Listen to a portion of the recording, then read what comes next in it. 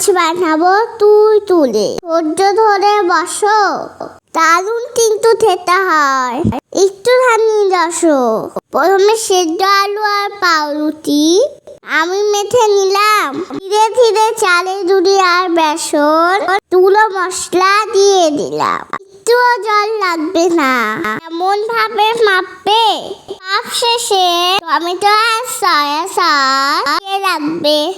ভালো তো মেখে নাও, যাতে সব মেশে যেমন খুশি আটা দাও তোমরা ঠেসে ঠেসে। তুলে বানাবো আমি, এটা এমন বানালাম। তেল গরম করে ধীরে ধীরে তুলো ছেড়ে দিলাম। সবগুলো ভেজে নেব লাল লাল করে। টমেটোরে যেও, এমনি যেও না চলে। রান্না হলো সারা, পাশে থেকেও ভালোবাসো যারা।